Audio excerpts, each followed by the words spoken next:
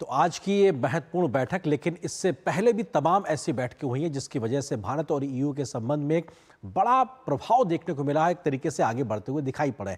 किस प्रकार के तमाम फैक्ट हैं जो बताते हैं कि कैसे भारत और ईयू लगातार मिलकर आगे बढ़ने के लिए तैयार है, उसका हम जिक्र करते हैं।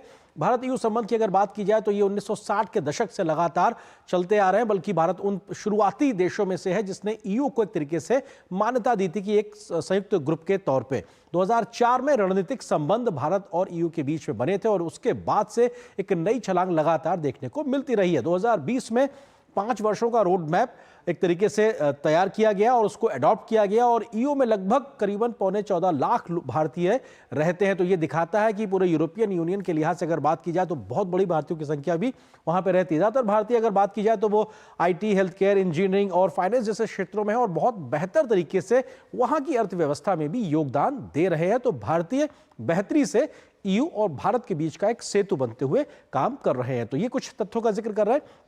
प्राकृतिक आपदा, आतंकवाद, पायरेसी, वैश्विक सुरक्षा के लिए दोनों पक्षों में सहयोग को लेकर एक तरीके से लगातार बात हुई है और इस तरीके से लगातार इसका एक आधार बनता हुआ दिखाई पड़ रहा है, जिनके आधार पे दोनों देश या दोनों पक्षों की अगर बात की जाए आगे बढ़ते हुए काम करते हुए दिखाई पड़ रहे हैं। इसी तरीके से कुछ और क्षेत्रों की बात करें कि इन क्षेत्रों में सहयोग को लेकर एक तरीके से अभी तक बहुत काम हुआ। उसमें व्यापार एवं निवेश की बात आती है, एक सप्लाई चेन की बात आती है कि किस प्रकार से एक विश्वसनीय सप्लाई चेन एक तरीके से बन सके और डिजिटल टेक्नोलॉजी को लेकर एक सहयोग तेजी से आगे बढ़ता हुआ दिखाई पड़ा। तमाम वो क्षेत्र हैं जहां पर सहयोग तेजी से बढ़ा है भारत और यूरोपियन यूनियन के बीच में। आर्टिफिशियल इंटेलिजेंस की बात हो, सेमीकंडक्टर के क्षेत्र की बात हो, इसमें भी समझौते हुए हैं और ग्रीन हाइड्रोजन को लेकर बहुत तेजी से दोनों पक्षों में विकास आगे बढ़ा और उसकी बानगी आज भी देखने को मिली है। क्लीन एनर्जी में कैसे आगे बढ़ा जाए, इस दिशा में ईयू और भारत मिलकर लगातार काम कर रहे हैं। सतत शहरीकरण यानी कि जो सस्टेनेबल जो अर्बनाइजेशन है उसमें कैसे आगे बढ़ा जाए, उसमें एक प्रमुख सहयोगी के तौर पर यूरोपियन यूनियन भारत के साथ मिलकर काम कर रहा है। वाटर मैनेजमेंट हो या फिर रक्षा सुरक्षा का क्षेत्र हो,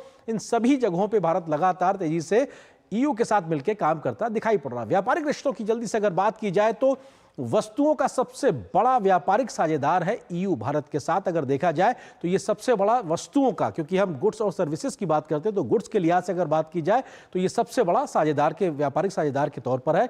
एक दशक में द्विपक्षीय व्यापार में लगभग 90% की बढ़ोतरी देखने को मिली, यानी कि बीते 10 साल में बहुत तेजी से क्वांटम जंप देखने को मिला है। आपसी व्यापारिक रिश्तों को लेकर वस्तुओं का द्विपक्षीय व्यापार $135 बिलियन के ज्यादा आगे एक तरीके से निकल चुका है। इसमें हालांकि अपार संभावना है, लेकिन उस दिशा में भी तेजी से आगे बढ़ना बाकी है। लेकिन $135 बिलियन द्विपक्षीय वस्तुओं का व्यापार ही अपने आप में एक बड़ा आंकड़ा दिखाई पड़ता है। इसी तरीके से सेवाओं में द्विपक्षीय व्यापार की बात की जाए तो यह $53 बिलियन के आंकड़े पर खड़ा हुआ है। इसमें भी और अभी आगे बढ़ने की गुंजाइश साफ तौर पे दिखाई पड़ती है। व्यापारिक रिश्तों का जिक्र करा, जल्दी से अन्य तथ्यों का अगर जिक्र किया जाए तो किस तरीके से ईयू का भारत में निवेश $117 बिलियन का है। यह दिखाता है किस प्रकार से तमाम यूरोपियन कंट्रीज भारत को एक बेहतर निवेश स्थल के तौर पर मानते हैं। ईयू की 6000 से ज्यादा कंपनियां भारत में काम कर रही हैं और यह अपने आप में बहुत बड़ा आंकड़ा है। 6000 कंपनियां भारत में काम कर रही हैं। भारत का ईयू में अगर निवेश की बात की जाए तो यह $40 बिलियन के आसपास है। इसको लेकर भी लगातार बात हो रही कि कैसे दोनों तरफ से निवेश को बढ़ाया जा सके। माइग्रेशन हो या फिर मोबिलिटी हो, इसको लेकर दोनों पक्षों में एक समझौता है और ये दोनों की बेहतरी के लिए काम करता नजर आता है। तब जबकि हमें एक दूसरे के लोगों की जरूरत होती है, उस दिशा में एक बेहतर मोबिलिटी दिखाई पड़ती है।